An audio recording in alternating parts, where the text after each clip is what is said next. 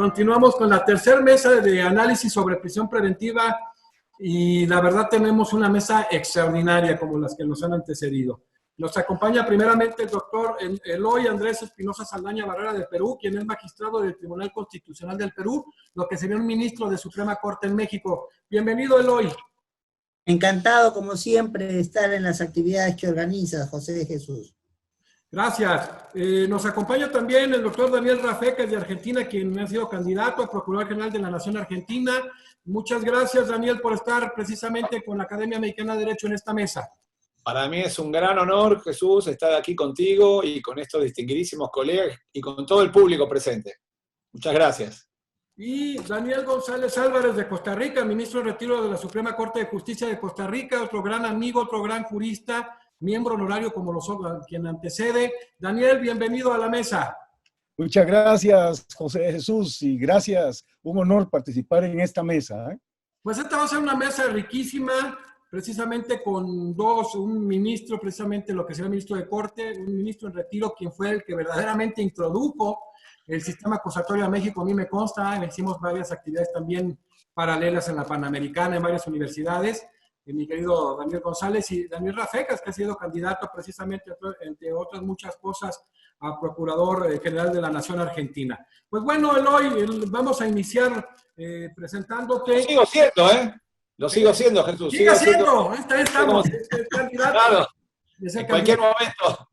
Sí, bueno, Eloy es magistrado y ex vicepresidente del Tribunal Constitucional del Perú, fue asesor legal de la Asamblea Nacional de Rectores, obtuvo en su oportunidad la beca otorgada por la Agencia Española de Cooperación Internacional, también fue integrante y vicepresidente de la Comisión de Libre Competencia del Instituto Nacional de Defensa de Competencia y Propiedad Intelectual del Perú, fue jefe de gabinete de asesores de la Presidencia del Poder Judicial del Perú y hoy reiteramos, magistrado del Tribunal Constitucional del Perú, un gran jurista, un gran amigo. Eloy, bienvenido. Vamos a iniciar esta mesa.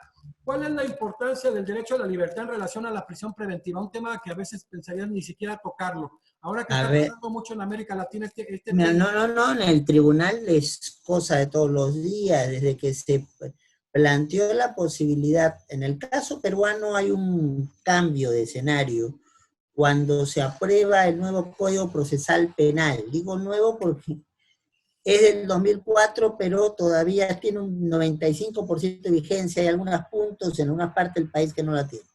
¿Pero qué plantea? Plantea una dinámica acusatoria, un proceso oral, y esto hace que haya una mayor preocupación por el uso de medidas cautelares. Y no decir ya el uso, el abuso de medidas cautelares y sobre todo de prisión preventiva. Entonces,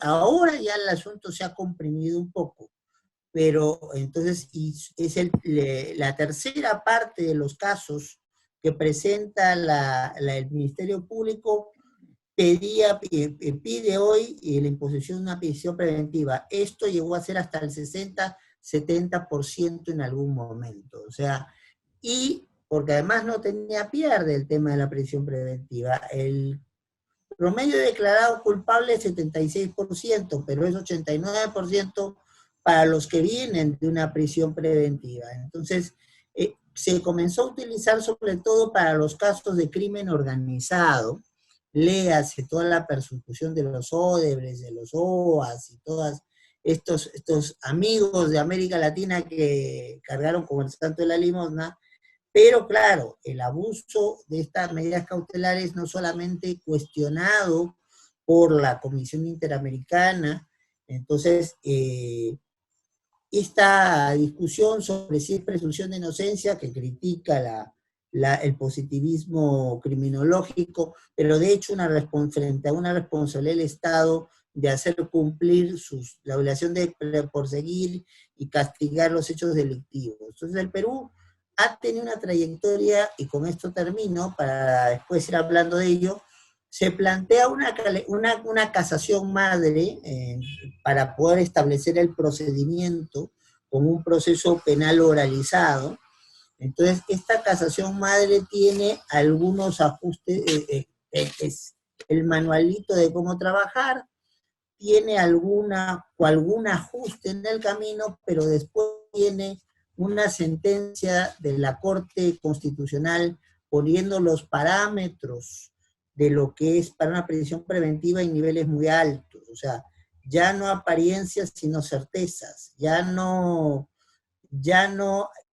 peligro de obstaculización o de fuga, sino prácticamente tenías ya el cartel puesto encima. Entonces, ¿cómo sin dejar de lado una sentencia que salió 4-3 en un tribunal de 7? Entonces, ¿cómo entonces manejar un control para evitar el abuso que había de medidas cautelares y sin perder la perspectiva de casi de reducirlas a la nada?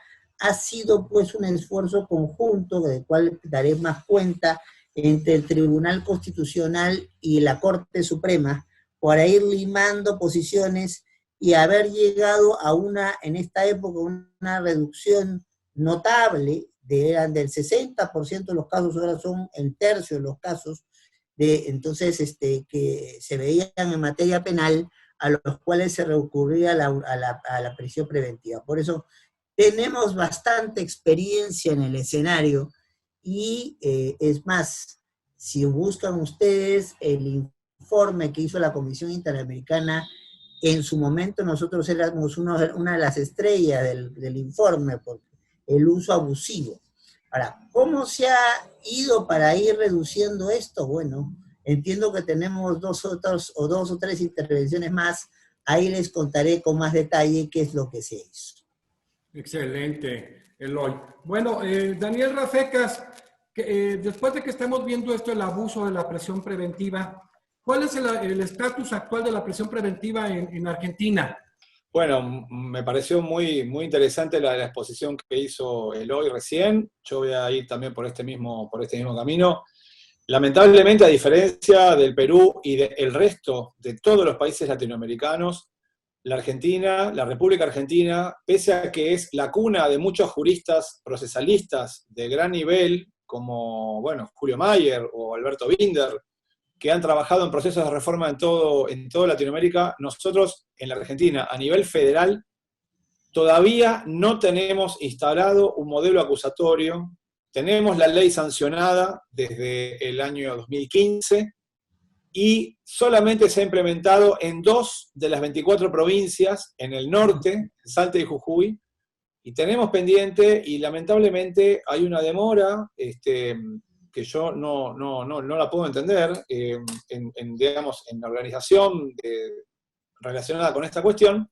Seguramente tiene que ver también la demora que se está advirtiendo también en la designación del Procurador General de la Nación. Y bueno, lamentablemente, en definitiva, en la Argentina seguimos, en el orden federal, seguimos con un modelo mixto, inquisitivo en la instrucción y acusatorio, o combinado en la instancia oral. Esto, por supuesto, conspira gravemente en torno, o digamos, en punto a los progresos que se vienen viendo en otros países de hacer retroceder las prácticas de prisión preventiva. Lamentablemente en mi país, en el orden nacional, seguimos con una tasa de prisiones preventivas cercanas a los 2/3, por lo cual aplaudo y felicito al colega peruano y a la República Hermana del Perú por esos logros que han tenido. Nosotros hemos bajado muy poco, hemos bajado de un 80 a un 60-65%. Y en cambio, a nivel provincial, a nivel de los estados provinciales, prácticamente todas las provincias ya tienen modelo acusatorio, y esto entonces ha generado en general, en líneas generales, los beneficios y las bondades que recién mencionaba mi colega peruano, también en la Argentina. Lamentablemente, entonces, en el orden nacional tenemos mucho por hacer. Nosotros es urgente y prioritario la instauración del modelo acusatorio. Por supuesto, de todos modos, más allá de esto, hay esfuerzos de los máximos tribunales por hacer retroceder estas prácticas, en la misma línea de lo que decía recién el magistrado peruano, en el sentido de hacer un poco más concretas las exigencias relacionadas con estas dos cuestiones clásicas que fundamentan la prisión preventiva, que son el peligro de fuga y el entorpecimiento de la investigación. Creo también, Jesús, que la cuestión de la prisión preventiva en nuestros países está fuertemente vinculada con la política de drogas, que lleve adelante la política criminal relacionada con el tema de las drogas en nuestro país. A mí me parece auspicioso lo que ha ocurrido ahora en México, con que la Cámara de Diputados ha establecido una cuestión relacionada con liberación del consumo hasta 20 y pico de gramos. Esto me parece que descomprime y mucho el uso de la prisión preventiva. Así que en ese sentido creo que también hay una fuerte incidencia de ese tema en esta cuestión que hoy nos convoca. Perfecto. Bueno, ahorita hace mención Daniel Rafecas precisamente y lo manifestaremos cómo se ha dilatado incluso la designación del Procurador General de Argentina, que será Daniel Rafecas, quien es candidato a procurador, doctor en Ciencias Penales por la Universidad de Buenos Aires, magistrado federal de la Argentina, profesor regular de Derecho Penal de la Universidad de Buenos Aires, conferencista internacional, e igual que Eloy Barrera, pues también miembro honorario de la Academia Mexicana de Derecho. Daniel González Álvarez, doctor, querido amigo, él es ministro en retiro de la Corte Suprema de Justicia de Costa Rica, ex profesor de posgrado de Ciencias Penales de la Universidad de Costa Rica, autor de una vasta obra sobre el sistema penal y procesal publicada en diversos países de América Latina. Tuvo una participación determinante en el proceso de implementación del sistema oral acusatorio adversarial en México. Yo diría que es el impulsor del sistema, a mí me consta. Nos tocó vivir experiencias muy duras, me acuerdo en 2006, en un gran congreso que se hizo en la Panamericana, estaba Julio B.J. Mayer, me tocó convocarlo, estaba Daniel, estaba Juan Velázquez, estaba Herbert Strance, tu servidor. Wow. Nos tocó sufrirle, casi no querían que hiciéramos el evento, nos faltó una manifestación nada más ahí.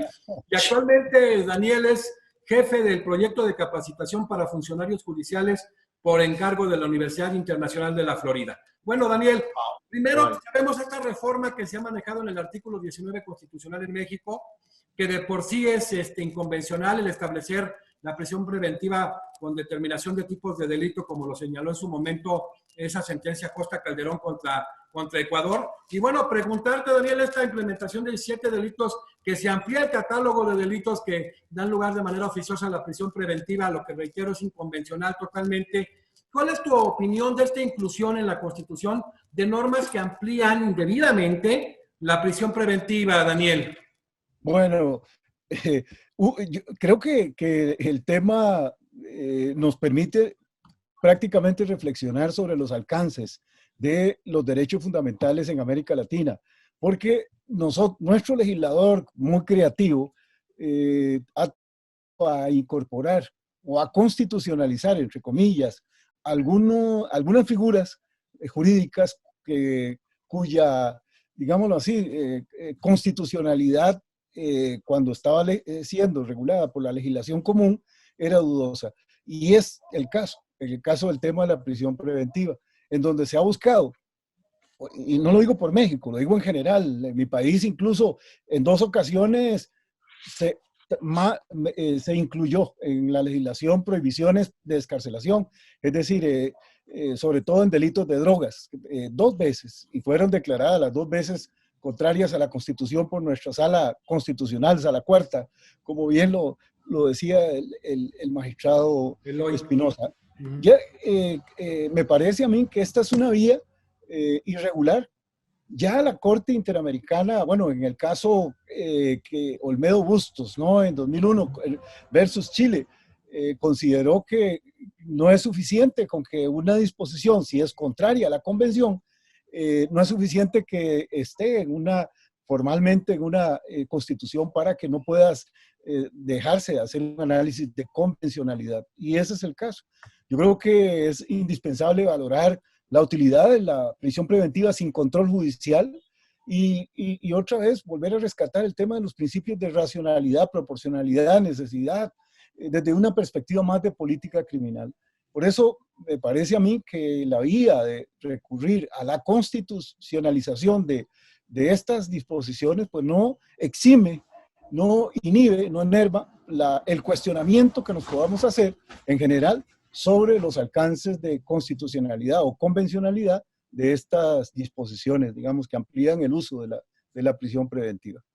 Sí, bueno. Sí que es importante, ¿no? Ver esos principios de necesidad, adecuación, el tema de la proporcionalidad que no se ve y que constitucionalizada en el caso mexicano, como dices tú, pues se nota la inconvencionalidad. Es un tema muy complejo. Ya dijo Daniel Rafecas las dos circunstancias a través de las cuales se debe de decretar, pero en el caso mexicano todavía, aparte de que lo constitucionalizan, se amplía el catálogo. Muy complicado y netamente inconvencional. Magistrado Eloy Andrés, ¿cómo se encuentra constituida la figura de la prisión preventiva en el Perú? Sobre todo, ¿cómo se maneja? Muy fácilmente. Primero, en el nuevo código, ya no tan nuevo, Código Procesal Penal, en torno al artículo 268, se planteó, pero hay que entender la historia en el caso peruano. El Perú venía de 10 años de gobierno donde habíamos sido el país más condenado por la Corte y con más recomendaciones de la Comisión.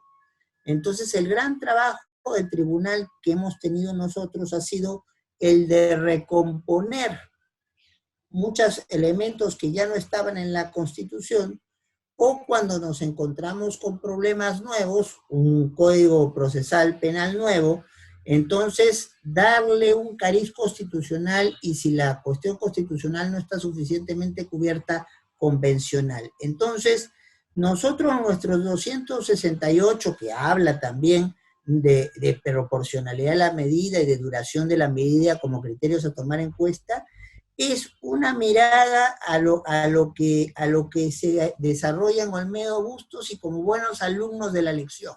O sea, para eso nosotros hicimos una casación de la Corte Suprema coordinada con el Tribunal Constitucional a fines del año 2013, que era muy claro, con la prisión preventiva, 48 horas después del requerimiento fiscal, con un orden implacable, actúa el juez, el imputado y el abogado defensor en el orden que corresponde. Primero ver si hay elementos de convicción del delito, después cada cual dice lo suyo, después se ve el momento de la prognosis del delito en cuestión, y ahí también cada cual dice lo suyo, y cuando ya hemos manejado el tema de la prognosis, entramos a analizar peligro de fuga y peligro de obstaculización, que en el caso nuestro, no sé si el tiempo dará, ha tenido un desarrollo muy perfil, porque, claro, el Código del 2004 aparece en el momento donde comienzan a descubrirse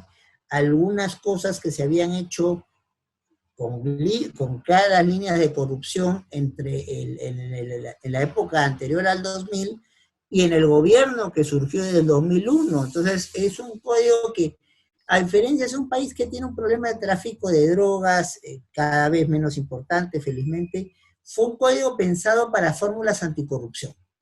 Entonces, el tema del peligro de fuga, el peligro de obstaculización ha sido trabajado con mucho detalle.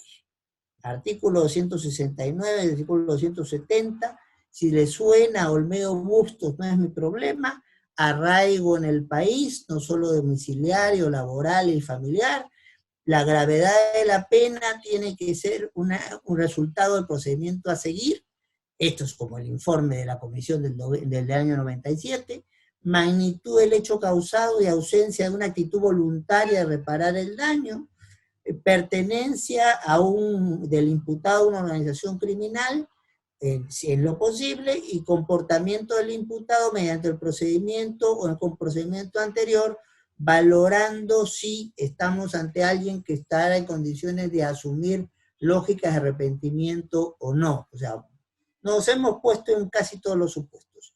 Y en el caso del peligro de obstaculización, ver si se ha dado o puede darse una situación de destrucción de pruebas, ver la influencia del imputado en libertad con otros coimputados, testigos, peritos, para no cambiar su testimonio, ver si puede tener capacidad de inducir a otros a declarar falsamente. Entonces, esto ha llevado no solamente a la dación de medidas como las prisiones preventivas, sino incluso con un manejo a veces discutible del acceso a medios de comunicación, porque claro, tenías algunos expresidentes condenados bajo esta pauta entonces querían tener el teléfono todo el rato para seguir manejando su partido político. No, pues, no puede ser. Entonces, Y estos elementos del periodo de obstaculización tienen que ser comportamientos dolosos, donde ahí está un poquito la discusión del asunto en los casos concretos, ¿no? La argumentación clásica del abogado es que la prognosis no vaya muy alta, porque si no el caso se le va a poner complicado, y tratar de acreditar que no hubo peligro de fuga y que a tal caso, si hay un riesgo de obstaculización, han sido por elementos culposos y no dolosos.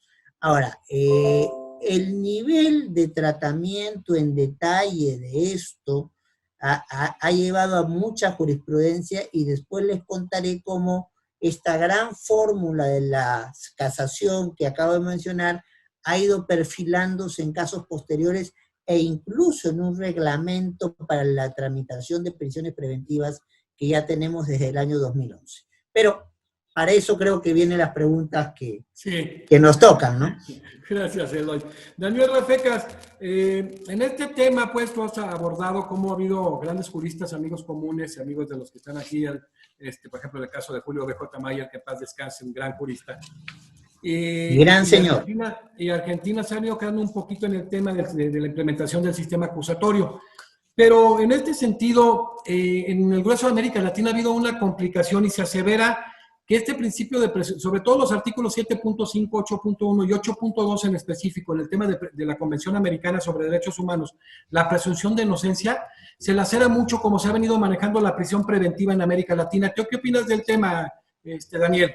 Por supuesto, eso es una cuestión irreductible, ¿no? De incompatibilidad en general de la prisión preventiva, con cláusulas convencionales, no solamente de la Convención Americana, sino también de otras cartas internacionales de derechos humanos. Pero, bueno, al mismo tiempo también las necesidades político-criminales de los estados, la legislación procesal penal vigente, bueno, ni hablar del caso de México, ¿no? Como recién hablamos, que ya la cuestión llegó a las costas de la propia Constitución, generan una situación en la cual, en general, los tribunales, y pensando especialmente en los máximos tribunales, los tribunales de casación penal, las Cortes Supremas, no han tenido más remedio que intentar una imposible conciliación, ¿no? De estas necesidades político-criminales, como todos sabemos, con un muy fuerte apoyo de los grupos mediáticos, de partidos políticos, de la opinión pública, frente a estas cláusulas que vos mencionabas recién, José de Jesús.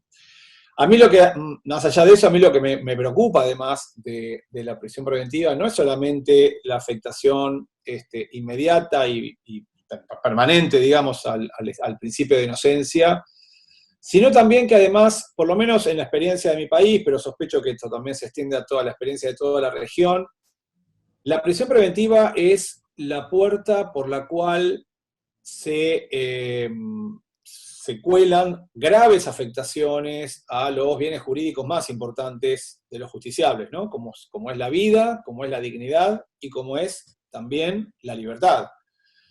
¿En qué sentido?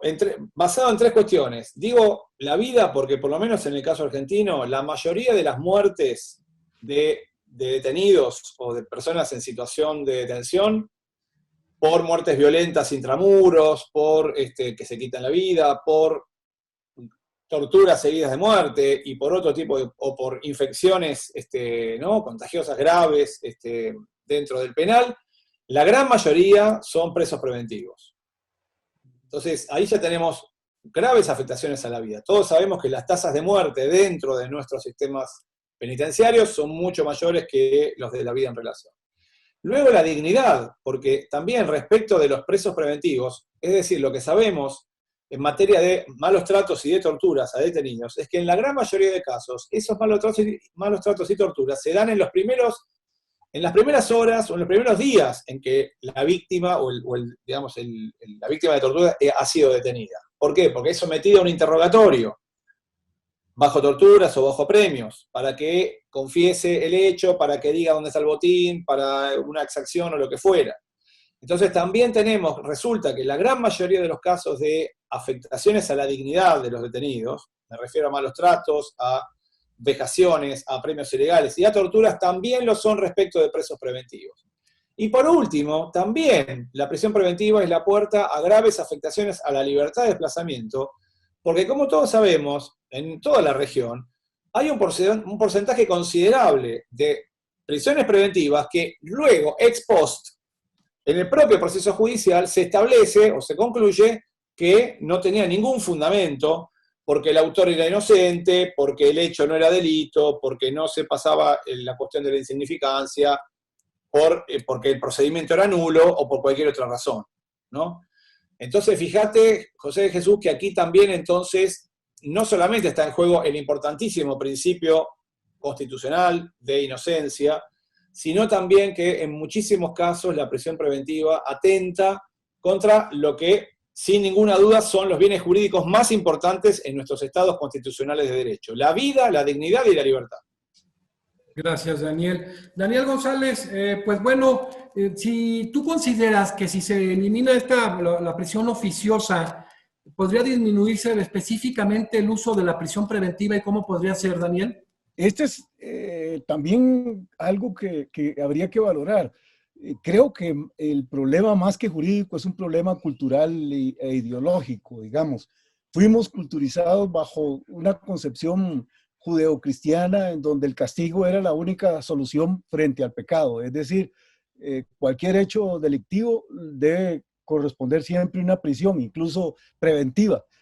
Generalmente el estereotipo de delito y delincuente es el de los delitos violentos, y aquí, digamos, estamos hablando sobre todo de una delincuencia tradicional. Digamos, no se tiende a considerar generalmente, en general, lesivos, digamos, a los intereses ciudadanos, digamos, los delitos que afectan intereses colectivos o difusos. El abuso de poder económico, el abuso de poder público, la corrupción, no es tan inminente como frente a la criminalidad violenta tradicional. Y esto hace que entonces haya una distorsión en relación con el uso de la prisión preventiva, y que no va a depender de si la decisión la adopta el legislador al prohibir, digamos, la excarcelación o al exigir la obligatoriedad del uso de la prisión preventiva en ciertos delitos, con el solo hecho de ser sometido a proceso en ciertos delitos, o si la decisión se le traslada al juez. Te digo, mi país es de estos segundos, la gran mayoría incluso de los países de América Latina, pero Costa Rica, bueno, si bien tenemos una buena cifra comparativa, no digo buena, y depende de con quién nos comparemos, pero más o menos el 80% de la población es penitenciaria, es población sentenciada, 20% más o menos es la población indiciada, digamos, en espera de juicio, en prisión preventiva. Son cifras que son altas todavía, y para un estándar exigente de restrictivo sobre el uso de la prisión preventiva. Pero igual, los jueces, sea que la decisión la disponga la norma o sea por aplicación de la ley, son muy culturizados por los medios de comunicación, por la presión social, por a que los delitos de violencia, callejeros, de delitos contra la propiedad tradicionales, aplicar siempre la prisión preventiva, y como siempre para cierta estructura de la sociedad. Incluso el ideal de rehabilitación carcelaria es incongruente frente al tipo de criminalidad bien preparada para cometer delitos, en especial delitos informáticos o delitos económicos, ¿no? Pero bueno, va a depender en todo caso de cómo los jueces interpreten el peligro de fuga o el peligro de obstaculización como parámetros para aplicar la prisión preventiva en el caso concreto. En general, casi siempre que el delito es grave, hay peligro de fuga, no, independientemente de la actividad probatoria que haya realizado el Ministerio Público en la audiencia donde se va a imponer la medida. Basta con que el delito sea bien grave para que haya una especie como de reflexión jurisprudencial, en el sentido de que probablemente se va a dar a la fuga porque el delito es muy grave, la pena que podría esperar es muy alta, y en consecuencia aplican prisión preventiva. Y esto es casi como un patrón, es una regla que la han seguido. De modo que esto digamos, también está el tema de la corrupción, que es otro factor cuando se traslada el tema a las decisiones jurisdiccionales. También, no es el caso propio de mi país, pero sí sé que es un tema que habría que también valorar en relación con esta otra posibilidad. Me parece que lamentablemente, digamos, hay un doble discurso. Aquí jugamos un poco, no sé, como decía alguien, la política criminal de mi país es bien política y bien criminal, porque generalmente tienden a aplicar criterios para contener la criminalidad utilizando la prisión preventiva. Es decir, se le utiliza para tres efectos, fundamentalmente para para reducir el delito, con la creencia de que si se aumenta la prisión preventiva, disminuye la actividad ilícita. Lo segundo es que las penas tienden a ayudar a reforzar el consenso moral de la sociedad y también por la ganancia electoral. Es decir, y esto lo sabemos, todos los sectores políticos que han impulsado reformas duras, fuertes contra la criminalidad, ante, digámoslo así, el gran ámbito de la impunidad, han resultado muy exitosos a nivel electoral. Y esto tenemos, bueno, muchos ejemplos, lamentablemente, en América Latina. Por eso es discutible que el tema sea solo de si hay prisión preventiva obligatoria o si basta con dejarlo a criterio del juez. Hay un problema más profundo, digamos, de carácter político, cultural, ideológico, que habría que también vencer en el caso concreto del uso de la prisión. Sí, qué interesante este tema de la corrupción y la introducción de una vocación transformadora, ¿no? Con la inclusión del dato cultural. Qué interesante, Daniel. Eloy, bueno, qué mejor que desde el Tribunal Constitucional, quien es uno de los magistrados más reconocidos también, mis respetos, en América Latina, como tú, nos diga cuál ha sido el desarrollo pretoriano precisamente de la figura de la prisión preventiva en el Perú, Eloy. Bueno, es que lo ha sido prácticamente todo, porque cuando aparece la necesidad de usar las prisiones preventivas, aparecen las primeras manifestaciones del fenómeno lavajato. Entonces, nuestros fiscales, que son, a diferencia de lo que pasa en otros países, un órgano constitucionalmente autónomo, fueron todos en línea a ver cómo estaban trabajando los brasileños y comenzaron a querer tomar a la prisión preventiva como se hace en Brasil. O sea, son 20 los que están cerca al comportamiento electivo, metemos a los 20 a la cárcel para a los que son de menos nivel de compromiso ofrecerle una colaboración eficaz. O sea, justicia rogada, tú ya te libras del problema, pero el pez gordo me lo enganchas. Entonces, claro, eso comenzó a aparecer y con mucha fuerza. Entonces, ¿eso a qué llevó? A que nos preocupáramos en establecer con la Corte Suprema un nivel de casos para ir un poco amainando la cosa. En primer lugar, se va a fijar los tipos de arraigo. Que sea claro que el arraigo es domiciliario, pero el arraigo también puede ser de otra manera. Vamos ajustando entonces los escenarios de peligro de fuga. La necesidad, aunque parezca mentira, de motivar la resolución de prisión preventiva. El establecimiento de grados de sospecha que pueda llevarnos a justificar un amplio margen de diligencias preliminares hasta que, como última ratio, recién puedas tomar a la prisión preventiva. El establecer parámetros para si excepcionalmente habría elementos para ampliar el plazo de la prisión preventiva. Recordemos que en el Perú los plazos están muy lejos de ser cortos. Son 9 meses como máximo y 12 meses para casos complejos. Entonces, y aquí había una intención de un sector de la Suprema, que lo paramos de raíz, de aumentar todavía los plazos o de permitir una prórroga inacabable de los casos, lo cual hacía de esto pues un cuento cruel, no era el camino a seguir. Y ahí fue donde pusimos una sentencia, que es la sentencia del caso del expresidente Humala y su señora, la señora Heredia, donde planteamos exprofeso estándares muy altos para lo que es un escenario cautelar. Porque sabemos pues cuál es la cuestión. Si tú vas con la pierna arriba, después los actores van a querer y comienzas tú ya en la aplicación un poco a bajar la intensidad, pero si vas con un plan muy bajo, pues te pasan por encima. Entonces, pedimos un alto nivel de apariencia de derecho, planteamos estándares muy altos para determinar el peligro de fuga y el peligro de obstaculización, y entonces aclaramos en una sentencia casi inmediatamente posterior a esta, que no tienen que concurrir, porque era el viejo cuento de muchos abogados, que al mismo tiempo tenía que haber peligro de fuga y obstaculización. No, señores, son dos cosas distintas que no tienen que darse por lo menos paralelamente.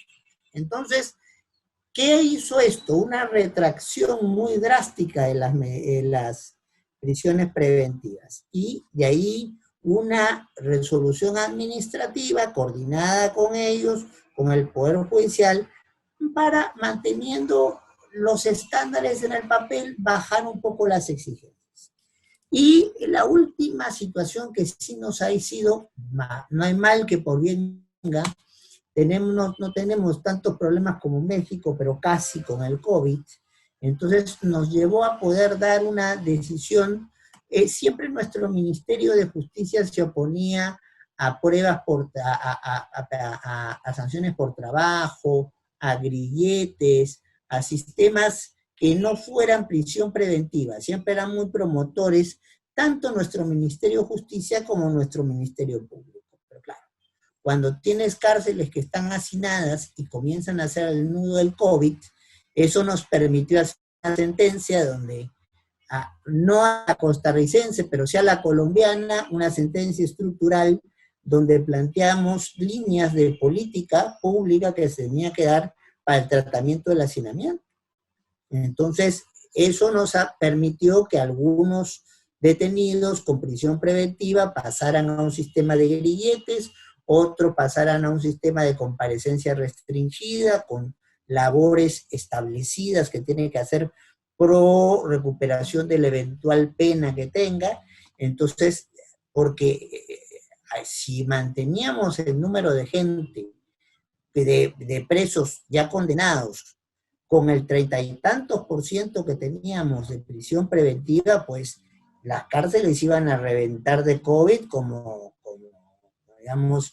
Entonces, lo que nos llevó es a tomar medidas de coordinación, una resolución administrativa del Poder Judicial coordinada con el Ministerio de Justicia, que es quien maneja las cárceles, y una sentencia estructural nuestra diciendo, miren, estas políticas públicas en un momento de hacinamiento por una crisis de salud, significa que vamos a tener que aflojar un poco las condiciones para que algunos estén en prisión preventiva y que se les pero que tengan mecanismos alternativos de control, porque si no esto es jauja y todo el mundo hace lo que quiere, para mantener básicamente en la cárcel y con la posibilidad de atención a los sentenciados. Entonces, solamente personas con prisión preventiva, digamos, con graves indicios de la comisión de delito, con unos delitos con prognosis muy altas, ahí eso sí mantenerlos dentro, y a los otros establecerles pues o grilletes o un sistema de trabajo registrado con comparecencia restringida y tener que anotarse allí. Y esto nos permitió que, curiosamente, en un país donde el COVID ha sido muy alto, no hayan sido los centros penitenciarios uno de los lugares de gran enfoque o de gran desarrollo de la actividad. Ahora, nos ha llevado a la fuerza a tener, entonces, una serie de mecanismos antes no existentes de control de aquellos presos a los cuales incluso se les había puesto una prisión preventiva, pero que esta prisión preventiva ya estaba por vencer o en realidad los casos no eran tan graves. Última cosa que hay que ahí tomar en cuenta en el caso peruano. En el caso peruano llegamos a un momento donde las prisiones preventivas eran concedidas por un juez que supuestamente era de garantías, método acusatorio, y entonces, pero la acusación fiscal no llegaba nunca. Y este es, por ejemplo, el caso del expresidente Humala y su esposa. O sea, estaban 1 año de prisión preventiva sin acusación fiscal. ¿Cómo se entiende esto? Entonces, por más que fuera una cuestión polémica en la opinión pública, lo que dijimos, tuvimos ahí que establecer reglas muy claras, de estándares muy claros, porque si no, pues, esto se convierte en el enjaulamiento de quien les piensa en contra o el enjaulamiento de quien yo no tengo pruebas suficientes para achacarle los cargos que le estoy achacando. Y nosotros tenemos que ser, como se ha dicho aquí, muy respetuosos con la libertad, muy respetuosos en evitar tratos humillantes, degradantes, entonces, y muy respetuosos con cualquier riesgo a la vida de las personas que se encuentren privadas de su libertad por estar en una situación carcelaria. Muchísimas gracias, Eloy. Daniel Rafecas, ahora que viene o que se prepara este tránsito en Argentina del sistema inquisitorio al acusatorio, ¿cómo evitar que el establecimiento normativo igual constitucional de la prisión preventiva no sea una pena anticipada y sea verdaderamente una medida cautelar, Daniel? Bueno, la verdad que desde el punto de vista es interesante lo que preguntas, porque exactamente respecto a esa cuestión, lo que yo advierto en mi país es que hay una notable distancia entre lo que está consagrado en la Constitución Nacional, en las constituciones provinciales, incluso, bueno, a nivel normativo, en los códigos procesales de las provincias, en el nuevo Código Procesal Penal de la Nación Federal del 2015, que por supuesto sigue los patrones internacionales, es muy respetuoso de los principios convencionales, del principio de inocencia, hay cartabones generales que apuntan en el sentido de lo que han mencionado mis dos colegas aquí. Es decir, desde el punto de vista del deber ser, desde el punto de vista deontológico, vivimos en un mundo perfecto, ¿no? Y a esto además, José de Jesús, además le agregaría que si vos, digamos, quien tiene acceso a los textos de los más encumbrados juristas de mi país, relacionados con el derecho procesal penal y con el derecho constitucional aplicado a las garantías procesales penales, bueno, esto no hace más que reforzar y reafirmar lo que está consagrado en mi país en el plano deontológico, en los máximos niveles normativos. Ahora, cuando vamos al plano del ser, cuando vamos a la realidad social, cuando sometemos a estos principios, de los cuales nadie discute seriamente, no sé cómo es esta situación en Perú, en Costa Rica, en México, pero en mi país nadie discute estos principios. Ni siquiera, diría, las bancadas legislativas de partidos políticos que responden a sectores quizá más conservadores o más de derecha, no discuten estas cuestiones tampoco. Pero resulta que al mismo tiempo hay factores de poder, como los medios masivos de comunicación, que generan mucha distorsión en este tema. Y esto, digamos, yo lo quería traer aquí también a la mesa de debate, porque lamentablemente los medios masivos de comunicación, estas grandes corporaciones de medios, ¿no?, que tienen cada vez más penetración en la opinión pública, que cada vez tienen más influencia sobre las agencias que forman parte del sistema penal, porque influyen en la agencia judicial, influyen en las agencias policiales, influyen por supuesto en las agencias políticas. Los medios masivos de comunicación no persiguen el bien común como su norte. Su norte son empresas comerciales y por lo tanto, bueno, su prioridad son los dividendos y las ganancias para los accionistas, como cualquier otra corporación que persiga fines de lucro. Y entonces, aquí está la cuestión central, me parece, que genera una enorme distorsión y que impacta de lleno en las prácticas reales de la prisión preventiva en nuestros sistemas penales. Porque los medios de comunicación, como buscan rating, como buscan el share, como buscan mayor tirada, como buscan más cantidad de seguidores en los diarios de internet o este tipo de plataformas, bueno, van a construir las noticias y van a presionar al sistema penal en su conjunto para proveerle a la opinión pública lo que ellos esperan.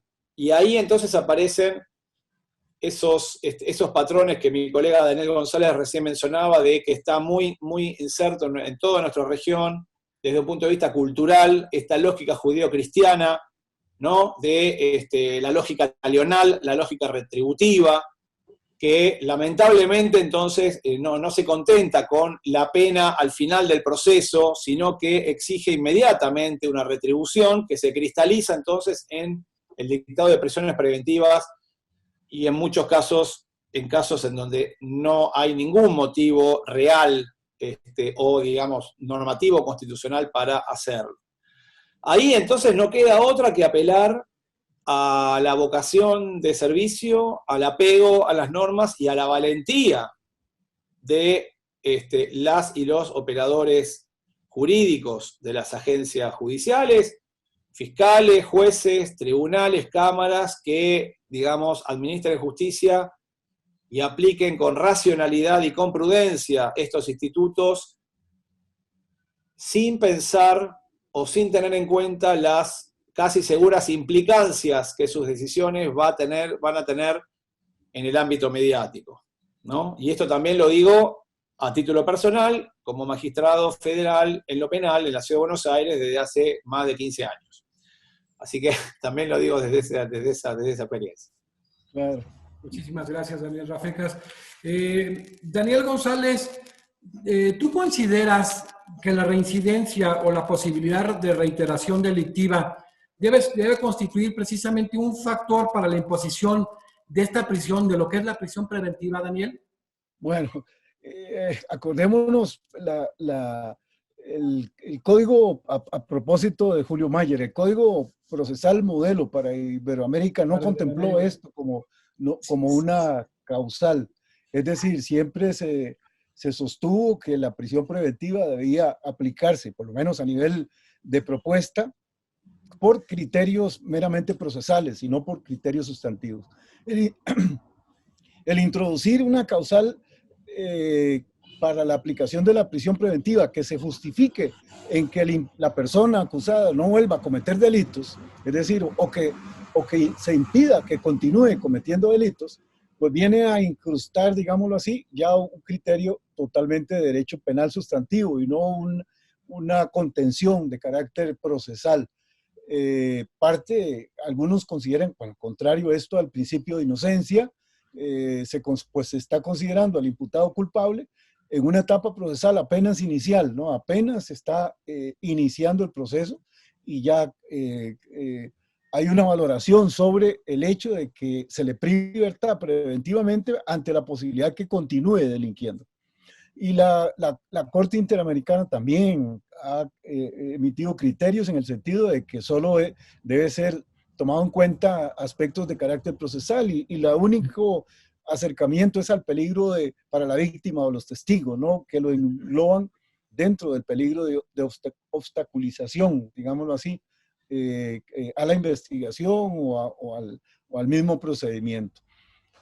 Nuestra sala constitucional, nosotros en Costa Rica tenemos esa causal, es decir, se introdujo en el Código Procesal Penal como causal y nuestra sala constitucional ha considerado que es constitucional, a pesar de que se haya impugnado, digamos, y reiteradamente, y se sigue criticando, digámoslo así, esta causal, sobre todo por, digámoslo, la parte académica, digamos, y de derechos humanos. Bueno, la sala sí ha dicho, la sala constitucional, que es constitucional en la medida en que no se aplique como único criterio, sino que sea tomado en cuenta frente a otras consideraciones. Pero bueno, como les decía, ser laxos en el tema de peligro de fuga o ser laxos en el tema de obstaculización implica, digámoslo así, cuando se le deja a los jueces estas valoraciones, pues también exigir poca prueba para considerar que en el caso concreto concurren estas causales y decir, además, que para impedir que la persona pueda volver a cometer o a continuar en la actividad ilícita que se le está se le está atribuyendo. Yo creo que aquí el problema tal vez es el tema de las OMECAS, como le llaman en México, es decir, de estas organizaciones dedicadas a darle seguimiento a las personas en libertad. Me parece que el problema ha sido de que los propios jueces no tienen los suficientes instrumentos como para confiarle a la persona, digámoslo así, diciéndole, la ponemos en libertad bajo la vigilancia de un órgano que les dé seguimiento, de supervisión. Sé que están previstas en algunas legislaciones, bueno,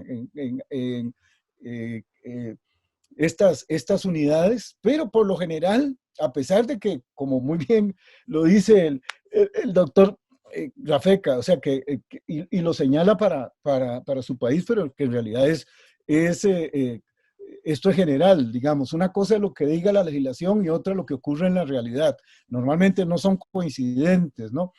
Nuestras legislaciones señalan que estos órganos encargados de darle vigilancia a las personas que están en libertad durante el proceso deben ser ubicadas en sectores, digámoslo así, que no se vinculen ni con la policía ni con el Ministerio Público, sino que sean órganos muy independientes. Pero la gran mayoría de los casos se vinculan con precisamente la policía, sobre todo con la policía. Y se les da a la policía estas funciones, aunque se disponga que toda la información que recabe con motivo de la evaluación del riesgo no debe utilizarse en la investigación del delito y no se le puede proporcionar al MP. Pero al final, esta desconfianza pues es obviamente obvia. Pero además no se le dan recursos suficientes tampoco en la práctica. Es decir, son oficinas muy débiles, muy pequeñas, que generalmente no pueden cumplir en forma adecuada su función. Y esto hace entonces que los mecanismos de liberación no puedan ser utilizados o no haya tanta confianza en utilizarlos en la práctica de algunos países. Por eso me parece que el enfoque sobre el uso de esa causal va a estar más dependiente de estas unidades administrativas encargadas de darle vigilancia a las personas en libertad, me parece. Vamos a las preguntas de cierre. Eloy, ¿qué tan trascendente ha sido toda esta actividad del Tribunal Constitucional para modelar precisamente el tema de la prisión preventiva y que cumpla con los estándares del derecho internacional de derechos humanos? Eloy. Bueno, ha sido un trabajo muy delicado porque aquí, como en todas partes, hay una trastienda de las cosas. La discusión sobre la prisión preventiva se inicia en el Perú no por los casos de pequeña monta, sino para hacer frente al gran crimen organizado que había pactado con altos mandos del poder. No hay que olvidar que Fujimori está preso por cuestiones de corrupción y también por crímenes de asesinatos de personas. García se mató antes de que lo metieran preso por eso. Toledo está superando la extradición precisamente por casos de corrupción. El expresidente Kuczynski tiene una detención domiciliaria porque es una persona de prácticamente 80 años, pero también por cuestiones de corrupción con la Valle Jato. Y ahora, si ustedes ven periódicos, todos los días aparece alguna cosa nueva sobre el expresidente Vizcarra. Entonces, para nosotros el tema y en la opinión generalizada, el tema de la prisión preventiva no tenía pues esa naturaleza preventiva y no sancionadora. En la imagen popular, qué bien que esté preso y que vaya pagando, porque además hay una desconfianza de la clase política y de cierto sector empresarial, ¿verdad? Aun cuando sean inocentes, justos pagan por pecadores y allí va la cuota. Entonces, el trabajo muy de filigrana de nosotros, y hay que reconocer que con una cercanía muy extraña en lo que es el contexto, porque casi siempre dos cortes, una Corte Suprema y una Corte Constitucional, no se llevan de lo más bien. Aquí sí se entendió que era un tema que teníamos que o nos uníamos o nos hundíamos. Entonces, se ha jugado a ir perfilando la prisión preventiva de tal manera que sea un mecanismo cada vez más claramente de excepción. Los mismos fiscales entusiasmados por lo que hacían En Brasil ya no están tan entusiasmados porque saben que en muchos casos la prisión preventiva no se les va a dar. ¿Cuál es el gran problema al haber disminuido los espacios de prisión preventiva para nosotros?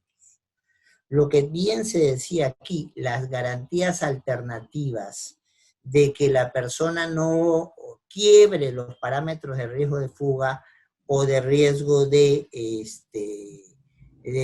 obstaculización. Entonces, no tenemos OMECAS, se ha destinado una dependencia de la policía para que haga estos seguimientos, y esta dependencia de la policía ha tenido grandes logros, pero también algunos enormes fracasos, ¿no? Entonces, y algunos de ellos no se explican si no es por situaciones de corrupción, ¿no? Un ex juez de la Corte Suprema involucrada, nosotros no somos países federales, somos país unitario, involucrado en un circuito de tráfico de influencias con el sector pesquero del país. Entonces resulta que se va acompañado de un congresista, el congresista le pone los papeles del cargo a la funcionaria de migraciones y el tipo sale, con lo cual te demuestra que todavía hay mucho que ajustar por el control policial a ciertos personajes. Se ha avanzado, pero por allí falta mucho, pero también hay una conciencia en el Perú. En el Perú, durante muchos años no se construyeron cárceles, o las cárceles fueron copadas por personas que estuvieron en la gran lucha contra el terrorismo que tuvimos en el Perú. Entonces, llegamos a tener una ratio de 4 y hasta 6:1 en el espacio de las cárceles.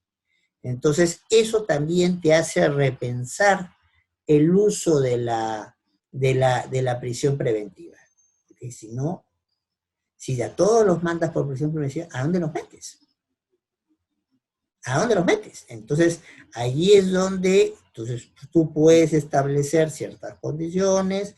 En el Perú está funcionando cada vez mejor el sistema de grilletes, entonces tenemos problemas con algunos grandes delincuentes a los cuales, por cierto, no se les suele dar prisión preventiva hasta el último día que sea posible. Y el otro, pero ahí tenemos un problema de tener un grupo especializado, pero no podemos meter a todos a las cárceles porque no se moriría todo el mundo por enfermedades. Y la otra dificultad que se trae en el caso peruano es lo que de alguna manera insinuaron en el comentario de mis dos colegas, ¿no? Entonces, el ruido político y el ruido mediático que causan, sobre todo si son casos donde estás mandando a expresidentes de la República con prisión preventiva adentro, ¿no? Entonces, en un caso donde precisamente los dueños del holding más grande de medios de comunicación eran los socios preferidos de Odebrecht para las construcciones en el país, y metiste a toda la directiva de ese grupo económico mediático con prisión preventiva ahí adentro. Entonces, lo que sí hemos tenido en ese sentido es una buena relación de jueces y fiscales, porque si no hubiéramos tenido una posición en estas cosas, podemos discrepar en 20.000 cosas, pero en estas cosas centrales, haber conseguido una buena relación entre nosotros los hacía presentar como un bloque. Si no nos hubiéramos presentado como un bloque, obviamente la fuerza mediática o el interés político nos hubiera hecho por ahí y se hubiera resuelto lo que se hubiera querido. Entonces, lo que entendimos los jueces, los fiscales, y además se dio situaciones muy curiosas. Yo antes de entrar de magistrado del Tribunal Constitucional, entonces desde que regresé a hacer el doctorado en Madrid, entonces me dediqué siempre a la escuela judicial, fui incluso el director de la escuela judicial, entonces todos los jueces supremos habían sido alumnos míos. Entonces, eso facilita la comunicación y establecimos relación muy directa. Señores, aquí estaban el Tribunal Constitucional convocados por el entonces vicepresidente del tribunal, aquí estaba la Junta de Fiscales Supremos, aquí estaban los miembros del Consejo Ejecutivo del Poder Judicial, y aquí estábamos los 7 magistrados. Si no establecemos consensos básicos, el el conjunto mediático, los intereses políticos nos van a moler a todos. Entonces, aquí tenemos que buscar establecer consensos básicos y estrategia conjunta. Si no lo entendemos, y eso es lo que nos ha permitido permanecer metiendo nada menos que a 5 presidentes a la cárcel, cosa que es un verdadero récord mundial y nadie se ha muerto. Bueno, uno se mató antes que lo metieran a la cárcel, pero nadie se ha muerto por esto. Ha habido situación de inestabilidad, pero no tanto vinculado a los que están presos, sino al mal manejo de los que están afuera, entonces en la cuestión política. Pero aquí hay una cuestión clave: si no jugamos de manera institucional y olvidamos aquellos celos que a veces tenemos entre instituciones para ver quién hace qué y cómo lo hace, o cómo lo miras al de la sala cuarta porque te puede corregir tus sentencias, entonces, si no cuidamos eso, el gran crimen organizado, los intereses de sectores políticos y los grandes holdings de medios de comunicación nos hacen puré. Entonces, si no trabajamos en conjunto, nos hacen puré. Y creo que el gran aporte que ha hecho el tribunal, fuera de las sentencias estableciendo estándares y todo lo demás, fue, miren, jueces y fiscales, ustedes no se pueden ver, nosotros hacemos aquí la tregua, nos sentamos los tres y no salimos hasta que establezcamos ciertas pautas claras, porque el tamaño del monstruo es demasiado grande y pisa fuerte, como diría la canción, ¿no? Entonces, eso nos ha ayudado mucho a poder sobrellevar coyunturas difíciles.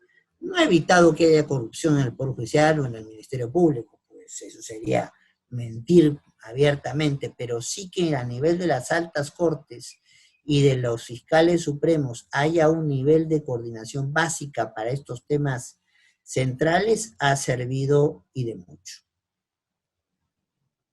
Muchísimas gracias, Eloy. Qué interesante. Daniel, bueno, te toca trabajar el tema muy profundamente en Costa Rica, pero luego te toca la implementación realmente en México, con muchas resistencias. Yo soy un tipo que he sostenido siempre públicamente que quien verdaderamente implementó este sistema en México eres tú. A mí me consta, independientemente de la amistad, del trabajo, me invitaste a colaborar en su momento en varias actividades y bueno, ahora sí que el padre del juicio, el padre de los juicios que le llaman acá orales, el padre del sistema acusatorio en México eres tú.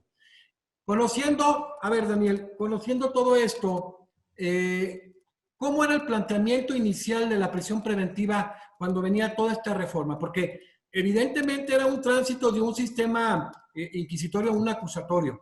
Ese tema del principio de presunción de inocencia tenía que imperar a su máximo nivel, tenía que florecer. El tema de la libertad. Así es. Y que precisamente la prisión preventiva tuviera un carácter excepcional. ¿Cómo era, y siendo honesto, o sea, cómo se ve ahora en México después de esta implementación, Daniel? Sí, mira, bueno, primero aclarar de que fue un grupo muy destacado de juristas. Que tú lo encabezabas, ¿no? Pero sí es cierto, sí.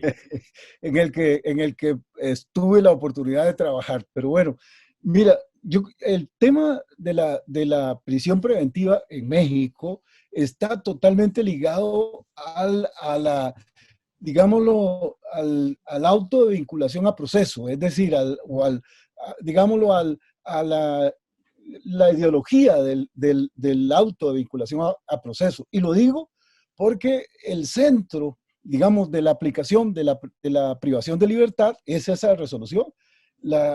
Y tanto que cuando se dio el debate en México, bueno, y sé que estás totalmente enterado, digamos, pero uno de los temas centrales fue el de determinar si debía o no eliminarse este resquicio inquisitivo, porque es más un resquicio del sistema tradicional que de un sistema acusatorio, adversarial, oral, en donde al inicio del proceso debe hacerse casi que un prejuzgamiento tan fuerte como el que exige el auto de vinculación a proceso, digamos, con todos sus requisitos, que es la consecuencia de la privación de libertad.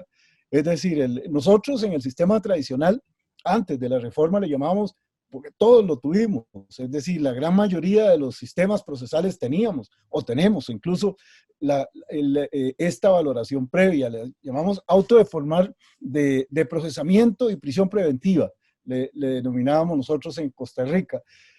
Y creo que en el caso mexicano, digamos, hay una gran tradición hacia la necesidad de que haya un examen fuerte sobre la participación del imputado en el hecho, casi que un prejuzgamiento. Y lo curioso es que esto se plantea más como garantía. Es más, son los sectores, y fueron los sectores que defendían los derechos de los imputados, de derechos humanos, los que más se opusieron a que se eliminara el auto de vinculación a proceso. Y más bien por el contrario, el Ministerio Público no veía mal la posibilidad. Claro, el Ministerio Público estaba apostando a una mayor facilidad para la aplicación de la prisión preventiva, porque dice, bueno, porque realmente para cualquier Ministerio Público el llevar una prueba, llevar una prueba pocas horas después de la detención del imputado ante un juez, en una audiencia oral, en un contradictorio frente a la defensa, donde va a haber un examen cruzado, digamos, donde tiene que aportar la evidencia para determinar si hay probabilidad de que haya cometido un hecho delictivo y la existencia del hecho, es decir, de que el hecho existe y que es probable que el imputado lo cometió. Bueno, eso es una exigencia muy fuerte. Que en el sistema penal, el Ministerio Público y la Policía de Investigación tienen realmente la posibilidad de llevar una prueba fuerte a inicios del proceso. Precisamente la gran deficiencia que tienen nuestros sistemas procesales están ahí.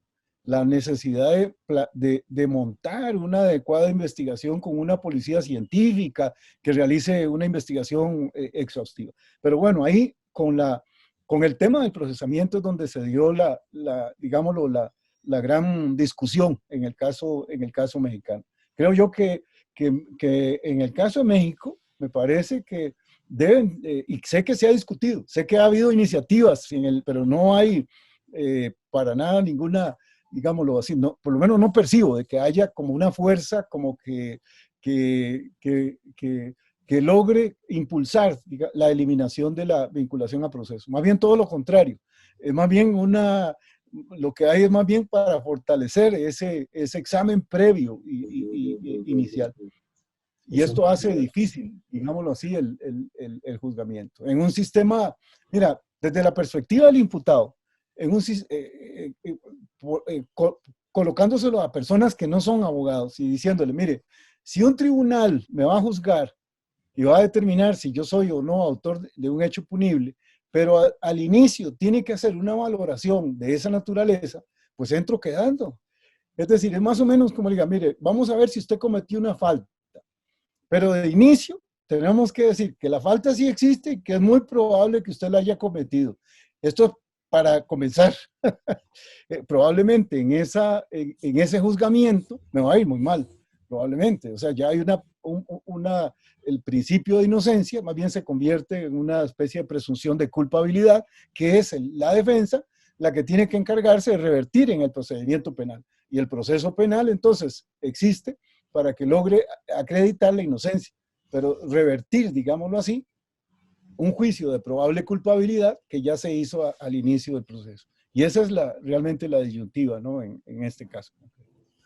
Muchísimas gracias, Daniel. Daniel Rafecas, ahora que, bueno, tú eres candidato precisamente a Procurador General de la Nación en Argentina, y que viene pues este tránsito que debe haber algún desarrollo de una arquitectura normativa, ¿cómo prevés tú el planteamiento en este tránsito cuando primeramente el sistema acusatorio se dice que es parte del sistema procesal de la democracia?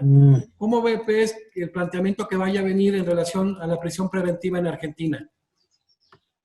No, yo creo, Jesús, que la implementación del modelo acusatorio en mi país va a contribuir enormemente a terminar de concretar lo que es un cambio cultural, porque no tenemos que olvidar que toda nuestra región, desde el querido México hasta la Argentina y Chile, incluyendo también Brasil, bueno, nosotros hemos estado sometidos a la cultura inquisitiva a través de tanto de la corona española como de la corona portuguesa durante algo así como 500 años.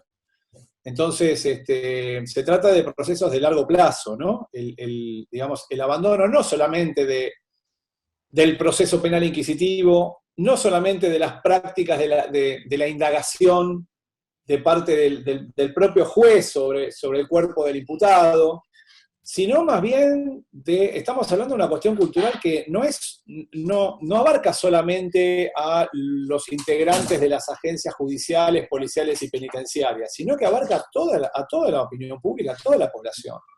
La cultura inquisitiva goza de plena vigencia en el sentir de nuestros pueblos, lamentablemente. Y entonces, yo creo que en Latinoamérica, especialmente de la mano de la Comisión Interamericana y de la Corte Interamericana de Derechos Humanos, venimos avanzando y progresando enormemente en los últimos 30 o 40 años en este sentido, de abandonar ese modelo cultural y reemplazarlo, como tú muy bien dices, por un modelo más democrático, ¿no? Más respetuoso de las garantías procesales de todo justiciable, sea quien fuera, sea un expresidente, o sea un rico empresario, o sea un excluido del modelo económico, ¿no? De uno de nuestros países. Y por lo tanto, a mí, imagínate que, esto creo que ya lo hemos hablado en alguna de nuestras conversaciones, yo me siento muy entusiasmado, especialmente en este punto, en el punto de que desde la conducción de un Ministerio Público Federal hay mucho por hacer en pos de consolidar este cambio cultural.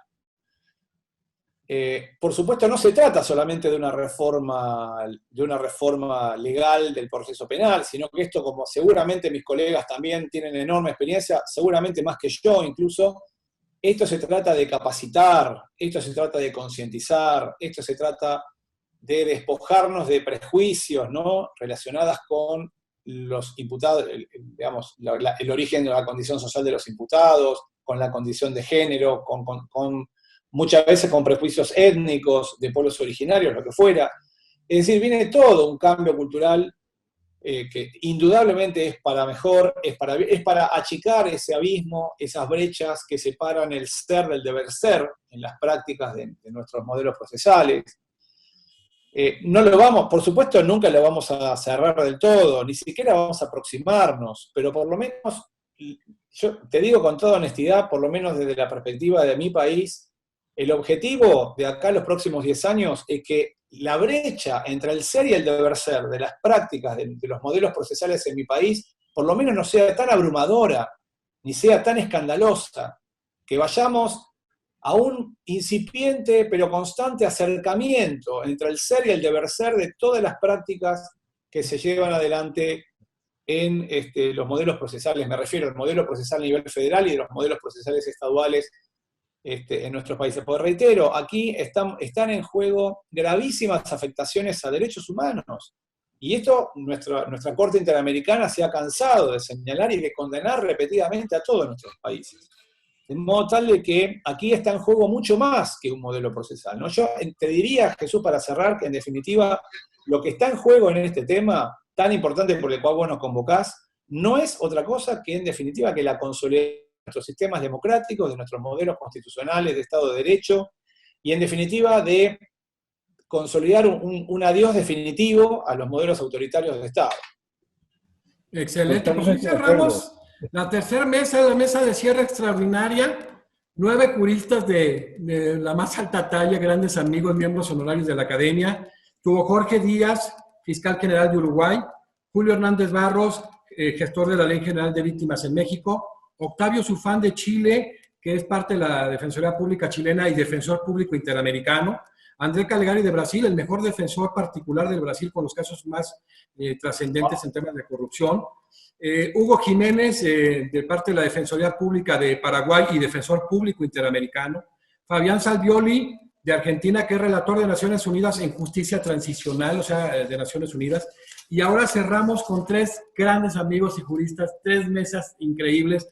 Generaremos un muy buen colectivo con el doctor Eloy Andrés Espinosa Saldaña Barrera del Perú, un extraordinario magistrado que es para México ministro del Tribunal Constitucional en el Perú, vicepresidente de dicho tribunal en su momento. Muchísimas gracias, querido Eloy, por estar en esta mesa y cerrar con broche de oro lo que va a ser un manejo referencial para América Latina, porque son voces más que calificadas.